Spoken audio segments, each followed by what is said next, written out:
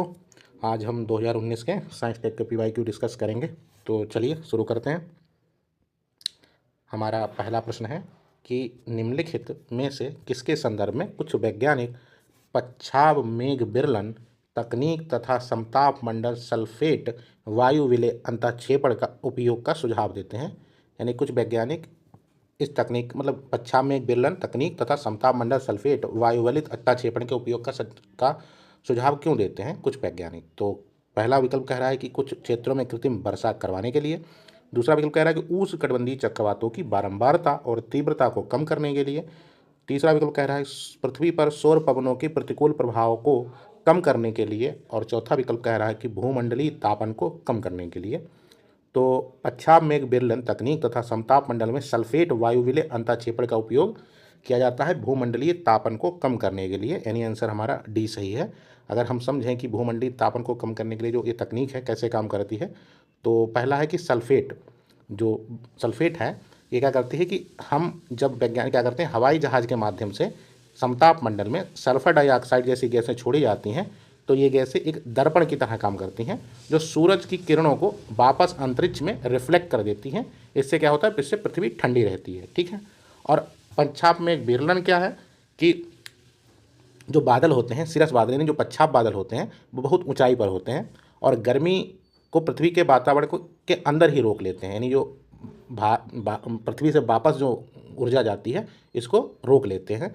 और इस तकनीक से क्या होता है कि इन बादलों को पतला कर दिया जाता है ताकि पृथ्वी की गर्मी जो लॉन्ग वेव रेडिएशन होता है को आसानी से अंतरिक्ष से बाहर निकाला जा सके। तो इस तकनीक के माध्यम से क्या किया जाता है, भूमंडलीय तापन को कम किया जाता है। ठीक है।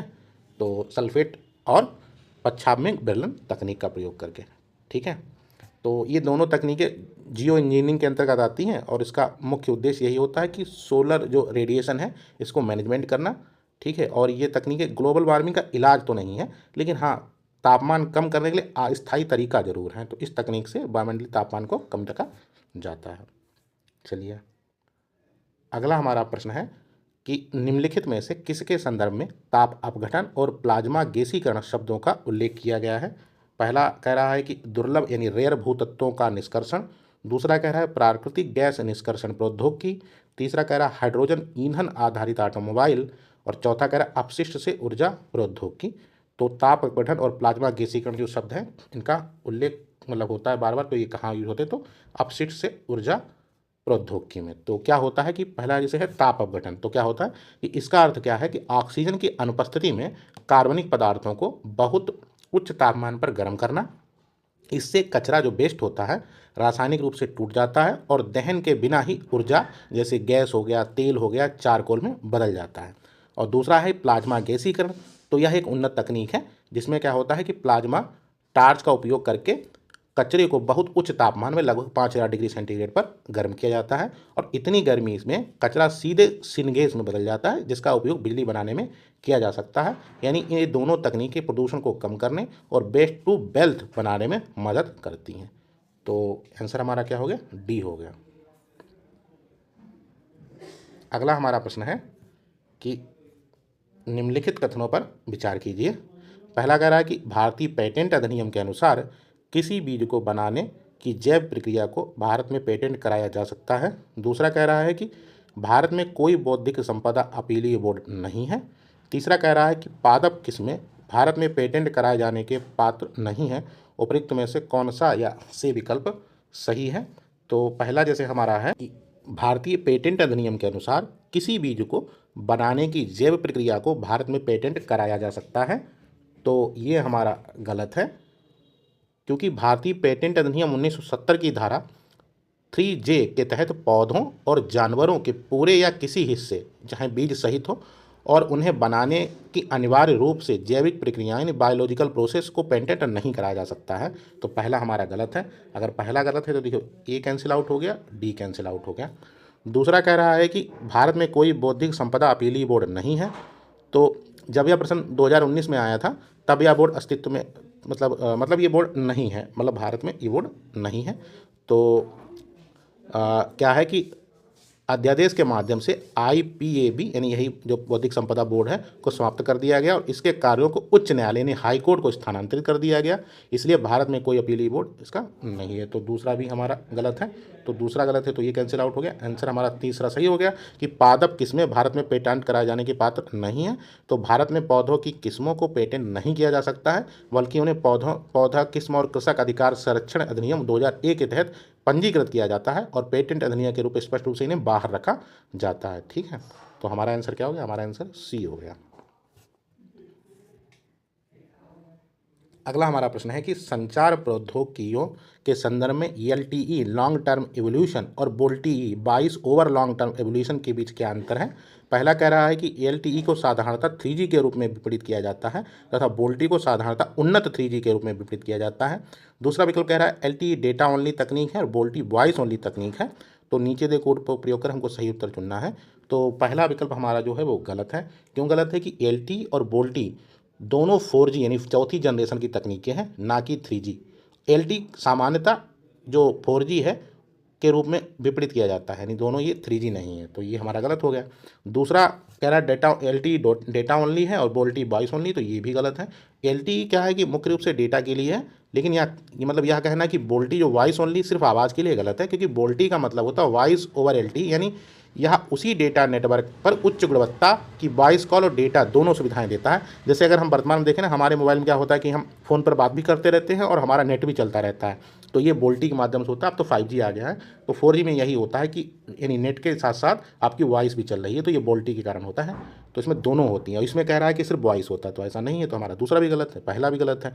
तो आंसर हमारा इस तरीके से क्या हो जाएगा? आंसर हमारा हो जाएगा डी, क्योंकि दोनों गलत हैं।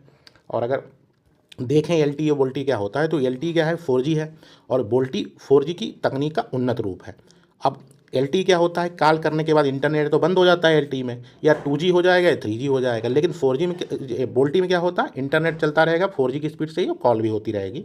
तो और इसमें जो LTE होता है इसमें सामान्य रहता है और VoLTE में HD वॉइस क्वालिटी में बहुत साफ आवाज़ में बात होती है। और LTE में क्या होता है? कॉल कनेक्ट होने में समय लगता है, लेकिन VoLTE में कॉल तुरंत लग जाती है। तो ये अंतर है दोनों तकनीकों में। और ये पुराना प्रश्न था, अब शायद ही कभी ऐसा प्रश्न, मतलब नई तकनीक पे प्रश्न बनेगा। तो ये हमारा हो गया। अगला हमारा प्रश्न है कि मनोरंजन हेतु डिजिटल प्रौद्योगिकी के संदर्भ में निम्नलिखित कथनों पर विचार कीजिए। पहला कह रहा है कि संवर्धित वास्तविकता यानी ऑगमेंटेड रियलिटी में एक छद्म वातावरण सृजित होता है, यानी आर्टिफिशियल कह सकते हैं, और भौतिक संसार पूरी तरह बहिष्कृत होता है। दूसरा कह रहा है आभासी वास्तविकता यानी वर्चुअल रियलिटी में कंप्यूटर द्वारा सर्जित प्रतिमाएं वास्तविक जीवन की वस्तुओं या परिवेश पर प्रक्षेपित हो जाती हैं। तीसरा कह रहा है कि ऑगमेंटेड रियलिटी व्यक्तियों को संसार में विद्यमान रहने देता है और स्मार्टफोन या PC के कैमरे का उपयोग कर अनुभव उन्नत करता है। चौथा कह रहा है कि वर्चुअल रियलिटी संसार को पृथक कर देता है और व्यक्ति को एक अलग धरातल पर ले जाकर उसे पूर्ण निगमता का अनुभव प्रदान करता है। उपयुक्त में से कौन सा या से सही है? तो पहला जो हमारा विकल्प है, तो पहला हमारा गलत है।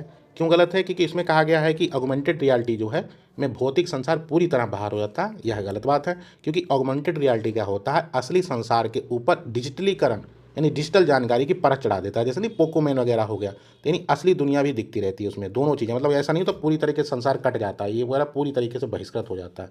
ये शब्द भी थोड़ा अजीब है, पूरी तरीके से, ये गलत है हमारा पहला विकल्प। दूसरा विकल्प जो है हमारा ये भी गलत है। क्यों गलत है? क्योंकि इसमें कह रहा है कि वर्चुअल रियलिटी जो है, मतलब इसमें वर्चुअल रियलिटी परिभाषा की वर्चुअल रियलिटी की परिभाषा की जगह क्या लिखा है? ऑगमेंटेड रियलिटी बदल दिया, यानी परिभाषाएं चेंज कर दी गई हैं। क्या होता है कि वर्चुअल रियलिटी आपको एक पूरी तरह से काल्पनिक दुनिया में ले जाता है, वह असली दुनिया की वस्तुओं पर कुछ प्रक्षेपित नहीं करता है। ठीक है, ये यहाँ उल्टा कर दिया, यानी ये जो यहाँ जो परिभाषा दी हुई है ये ऑगमेंटेड रियलिटी की है और दे दिया है वर्चुअल रियलिटी करके। अक्सर UPSC ऐसा करता है, तो ये हमारा गलत है। तीसरा हमारा सही है कि ऑगमेंटेड रियलिटी क्या होता है? व्यक्तियों को संसार में विद्यमान रहने देता है और स्मार्टफोन या कैमरे के जरिए अनुभव को बेहतर करता है, तो ये हमारा सही है।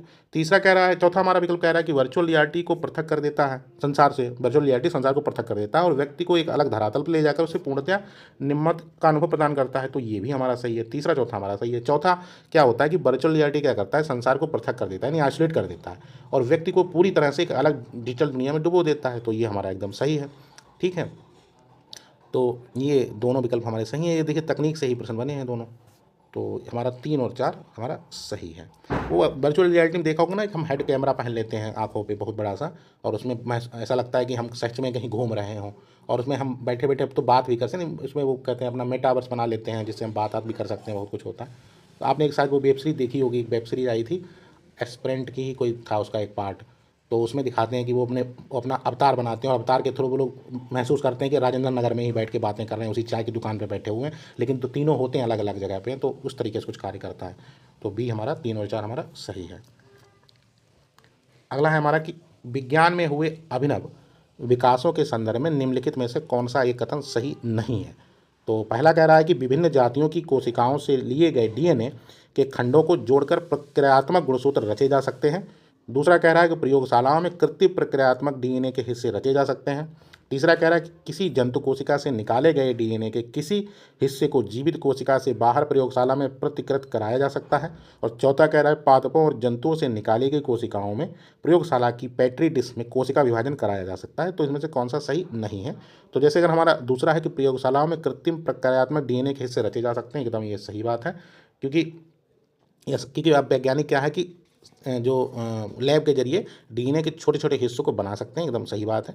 तीसरा भी हमारा सही है कि मतलब कि अपने पीसीआर जो होता नहीं है कि पॉलीमर्स चेन रिएक्शन का नाम सुना होगा, इसमें क्या होता है कि लैब में डीएनए में लाखों कॉपियाँ बनाई जा सकती हैं, तो ये भी हो सकता है। और चौथा भी हो सकता है कि इन विट्रो सेल कल्चर कहते हैं इसको, मतलब कोशिकाओं को पेट बना लेते हैं लैब की, उसमें बनाया जा सकता है। ये तीनों हमारे सही हैं, पहला हमारा गलत है।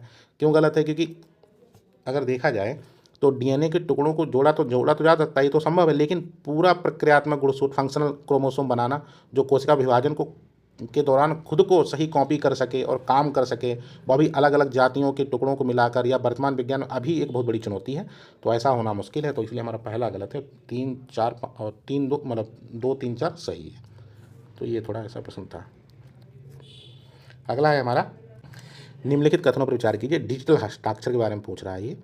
तो पहला कह रहा है एक ऐसा इलेक्ट्रॉनिक अभिलेख है जो इसे जारी करने वाले प्रमाणन प्राधिकारी को पहचान करता है। दूसरा कह रहा है इंटरनेट पर सूचना या सर्वर तक पहुंच के लिए किसी व्यक्ति की पहचान के प्रमाण के रूप में प्रयुक्त होता है।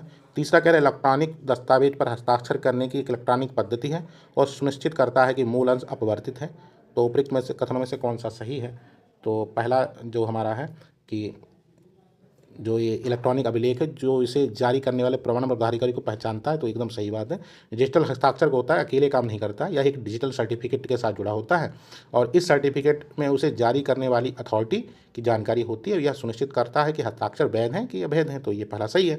दूसरा कह रहा है कि इंटरनेट पर सूचना या सर्वर तक पहुंच के लिए किसी व्यक्ति की पहचान के प्रमाण के रूप में प्रयुक्त होता है, तो ये भी हमारा सही है, क्योंकि डिजिटल हस्ताक्षर का मुख्य उद्देश्य होता है प्रमाणीकरण, यानी ई फाइलिंग, ई ट्रेंडिंग या किसी सुरक्षित सरकारी पोर्टल जैसे इनकम टैक्स वगैरह पर लॉगिन करने के लिए इसका उपयोग और व्यक्ति की पहचान साबित करने के लिए इसका उपयोग किया जाता है।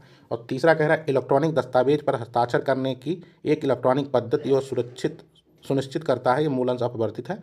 तो मतलब ये भी एकदम सही है, क्योंकि यह इसकी सबसे बड़ी विशेषता है कि इंटीग्रिटी, यानी यदि डिजिटल रूप से हस्ताक्षरित दस्तावेज में एक कॉमा में बदल जाता है तो डिजिटल हस्ताक्षर इनविल्ड हो जाएगा। इससे पता चलता है कि मूल डेटा से साथ छेड़छाड़ नहीं की गई है। तो ये तीनों हमारे सही हैं, तो आंसर हमारा डी सही है। ठीक है। अगला हमारा प्रश्न है कि परिधेय प्रौद्योगिकी वी अरेवल टेक्नोलॉजी के संदर्भ में परिधेय उपकरण वीरेबल उपकरणों द्वारा निम्नलिखित में से कौन से कार्य निष्पन्न किए जा सकते हैं, यानी जो ऐसे उपकरण इनको हम पहन सकते हैं।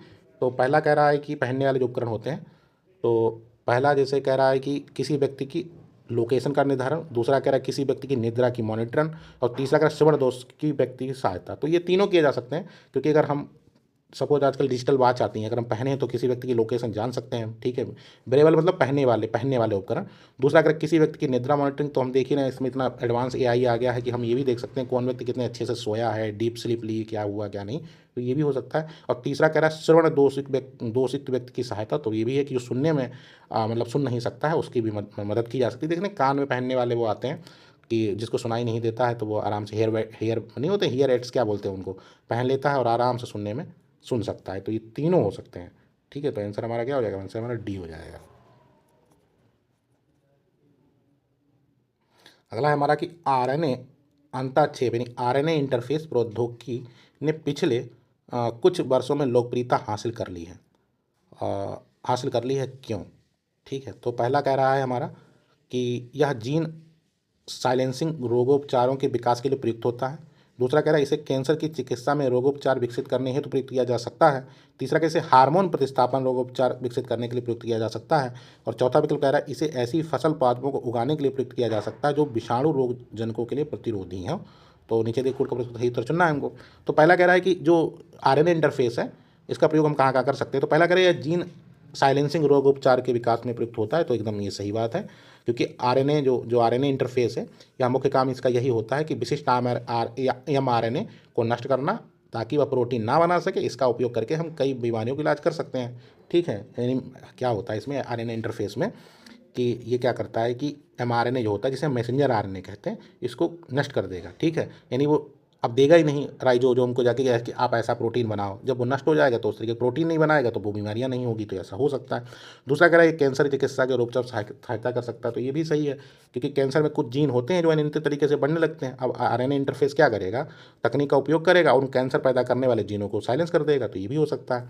तीसरा कह रहा है हार्मोन प्रतिस्थापन रोग उपचार विकसित करने के प्रयुक्त होता है, तो ये हमारा गलत है, क्योंकि आरएनए इंटरफेस का काम जीन को बदलना होता है, बंद करना होता है, जबकि हार्मोन प्रतिस्थापन में हम शरीर में किसी चीज़ या हार्मोन की कमी को पूरी करने के लिए इसे बाहर से डालते हैं। ठीक है, तो इसके लिए आरएनए इंटरफेस कोई मतलब रोल नहीं निभाता है, तो ये अलग गलत है हमारा तीसरा। चौथा भी हमारा सही है कि इसे ऐसी फसल पादपों को उगाने के लिए प्रयुक्त किया जा सकता है जो विषाणु रोगजनकों के लिए प्रतिरोधी हो, तो ये बिल्कुल है, क्योंकि हम देखते हैं पौधे में आरएनए इंटरफेस विकसित किया जाता है, जिससे क्या होता है विषाणुओं में जेनेटिक कोड को पहचान कर उन्हें ब्लॉक कर दिया जाता है। जैसे तंबाकू के पौधे में नहीं होता, निमेटोड प्रतिरोध कर दिया जाता है, यानी इसके माध्यम से हम पौधे में भी कर सकते हैं, यानी हार्मोन्स को छोड़ के बाकी तीनों चीज़ें कर सकते हैं। तो हमारा कौन सा सही हो जाएगा, 1, 2 और 4, क्योंकि तीसरा हमारा गलत है, तो आंसर हमारा ए सही है।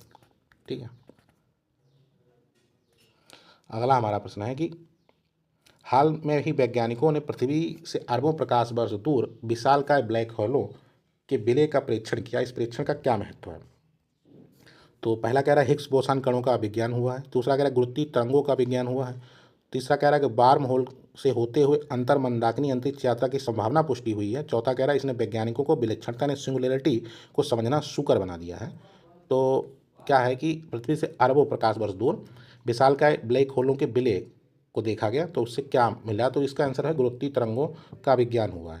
ठीक है, कि जैसे आप लीगो जो है, लीगो की खोज 2015-16 में लीगो जो था, जैसे बोलते हैं हम लोग ना laser interferometer gravitational wave observatory के वैज्ञानिकों ने पहली बार अंतरिक्ष समय स्पेस टाइम की लहरों में पता लगाया था। और क्या हुआ कि जब दो बहुत भारी ब्लैक होल आपस में टकराते हैं या मिलते हैं तो ब्रह्मांड में बहुत शक्तिशाली ऊर्जा पैदा होती करते हैं, और यह ऊर्जा की जो लहर के रूप में फैलती है इसे हम गुरुत्वीय तरंगे कहते हैं, ग्रेविटेशनल वेव कहते हैं। और अल्बर्ट आइंस्टीन ने 100 साल पहले ही अपने सापेक्षता के सामान्य सिद्धांत में इसकी भविष्यवाणी की थी, और यही खोज बार बार चल रही है। अब जैसे पहला दे रखा है हिग्स बोसान कणों का विज्ञान, तो ये हमारा गलत है, क्योंकि ये गॉड पार्टिकल है, इनके लिए सर्न प्रयोगशाला में खोज किया गया, ना कि ब्लैक होल से इसका कोई मतलब है। तीसरा जैसे है वार्म होल, तो यह भी एक काल्पनिक अवधारणा है, इसका कोई प्रत्यक्ष प्रमाण नहीं। वार्म होल क्या होता है, कहते हैं कोई ऐसा रास्ता होगा जिससे हम एक गैलेक्सी से दूसरी गैलेक्सी बहुत आसानी के साथ पहुँच जाएंगे, एक ऐसा होल होगा। तो एक सिर्फ का संकल्पना है, तो ऐसा भी कुछ है नहीं, तो ये नहीं है, ये भी नहीं है। पहला हमारा, दूसरा हमारा सही है। तीसरा कह रहा है सिंगुलरिटी को समझना, तो ये भी नहीं है। ब्लैक होल के केंद्र में सिंगुलरिटी कहते जरूर है, लेकिन अभी इसके विशेष परीक्षण और कोई मुख्य उद्देश्य या गुरुत्वीय तरंगों की पुष्टि नहीं हुई कि सिंगुलरिटी को समझना हो, तो सिर्फ ये गुरुत्वीय तरंगों था, उसमें चर्चा में रहा होगा, तो ये पूछा गया था। अगला हमारा प्रश्न है कि निम्नलिखित में से कौन से भारत में सूक्ष्म जैविक रोगजनकों के बहुऔषध प्रतिरोध के कारण है? ठीक है, नहीं हो कि अब इसमें क्या है कि जैसे नहीं होता, हम पढ़ते हैं कि सूक्ष्म जीव जैसे बैक्टीरिया हैं कि दवाओं के खिलाफ वो प्रतिरोध बना लेते, रेजिस्टेंस कर लेते, अपने को विकसित कर लेते, मजबूत कर लेते, तो ये कैसे हो सकता है, होने के कारण क्या है कि वो रेजिस्टेंट कर लेते हैं? तो पहला कह रहा है कि कुछ व्यक्तियों में आनुवांशिक पूर्ववर्ती यानी जेनेटिक प्रीडिस्पोजिशन का होना। दूसरा कह रहा है हमारा कि रोगों के उपचार के लिए एंटीबायोटिक्स का गलत खुराकें लेना। तीसरा कह रहा है पशुधन फार्मिंग में प्रतिजैविकों का इस्तेमाल करना। और चौथा कुछ व्यक्तियों में चिरकालिक रोगों की बहुलता। तो ये नहीं होता, हम जानते हैं कि अगर हम जैसे नहीं होता कि कहते हैं निश्चित हमारा कोर्स चल रहा है मेडिसिन का और हमने उसे बीच में तोड़ दिया, तो वो जो अंदर के बैक्टीरिया हैं वो समझ लेते हैं कि वो हमारे खिलाफ क्या कहते हैं, रेजिस्टेंट तैयार कर लेते हैं, तो उसके लिए एक सरकार चला भी रेड टेप आंदोलन भी चला रही है कि एंटीबायोटिक्स जो दवाएं होंगी उनमें एक पट्टी जो उसका नहीं होती स्टिप रहेगी, उस पर एक रेड करके वो रहेगा, जिससे जो नहीं समझते हैं क्या इसका नुकसान है तो वो, और फिर डॉक्टरों को कहा जाता है कि आप कम से कम एंटीबायोटिक लिखिए। तो ये इसके लिए तो ये और ये हमारे सही हैं। पहला हमारा गलत है, चौथा भी गलत है कि रोगों के उपचार में प्रतिजीविकों ने एंटीबायोटिक्स की गलत खुराकें लेना और पशु फार्मिंग में प्रतिजीविकों का इस्तेमाल। ये पशु फार्मिंग जैसे मुर्गी हो गई या जानवर हो गए, उनके मतलब भैंस है, उनका दूध बढ़ाने के लिए लोग एंटीबायोटिक्स के इंजेक्शन वगैरह यूज करते हैं, जिससे हम लोग भी उससे प्रभावित हो सकते हैं। तो इन कारणों से हम जो हमको है वो ये हो सकता है, बहुऔषध प्रतिरोध के कारण हो सकते हैं। तो 2 और 3 हमारा सही है, पहला और चौथा हमारा गलत है। अगला हमें प्राय समाचारों में आने वाला Cas9 प्रोटीन क्या है। लक्ष्य साधित जीन संपादन है, टारगेटेड जीन एडिटिंग में प्रयुक्त आणविक कैंची। दूसरा कह रहा है रोगियों में रोग जनकों की ठीक ठाक पहचान के लिए प्रयुक्त जैव संवेदक। तीसरा है एक जीन जो पादपों को पीड़क प्रतिरोधी बनाता है। और चौथा है आनुवांशिकता रूपांतरित फसलों में संश्लेषित होने वाला एक शाकनाशी पदार्थ। तो Cas9 प्रोटीन क्या है, तो ये एक आणविक कैंची है। क्या होता है कि Cas9 एक प्रोटीन है और यह विशेष प्रकार का प्रोटीन होता है जो एक आणविक कैंची की तरह काम करता है। यह तकनीक क्रिस्पर Cas9 का हिस्सा है। क्रिस्पर क्या होता है, एक गाइड यानी जीपीएस की तरह काम करता है जो डीएनए के उस खास हिस्से को पहचान करता है जिसे बदलना या काटना होता है। और Cas9 क्या करता है, उस पहचाने गए हिस्से को काटने का काम करता है। तो इसका उपयोग कहाँ करते हैं, बीमारियों के इलाज में, जैसे सिकल सेल एनीमिया वगैरह है, या फसलों के बेहतर बनाने के लिए, आनुवांशिक विकारों को ठीक करने के लिए इसका प्रयोग किया जाता है। ये क्रिस्पर Cas9 की आणविक कैंची है। तो हमारा ये आंसर सही है। अगला है हमारा कि निम्नलिखित में से कौन सा एक कथन सही नहीं है। तो पहला हमारा कह रहा है कि यकृत शोथ यानी हेपेटाइटिस बी विषाणु काफ़ी कुछ एचआईवी की तरह संचरित होता है। दूसरा कह रहा है कि यकृत शोथ सी का टीका होता है जबकि यकृत शोथ बी का टीका नहीं होता है। तीसरा कह रहा है कि सार्वभौम रूप से यकृत शोथ यानी हेपेटाइटिस बी और सी विषाणुओं से संक्रमित व्यक्तियों की संख्या एचआईवी से संक्रमित व्यक्तियों यानी संक्रमित लोगों की संख्या से कई गुना अधिक है। और चौथा कह रहा है कि हेपेटाइटिस बी और सी विषाणुओं से संक्रमित कुछ व्यक्तियों में अनेक वर्षों तक इसके लक्षण दिखाई नहीं देते हैं। तो कौन सा कथन सही नहीं है, तो देखिए बी सही नहीं है, क्योंकि कह रहा है एक हेपेटाइटिस सी का टीका होता है जबकि हेपेटाइटिस बी का कोई टीका नहीं है।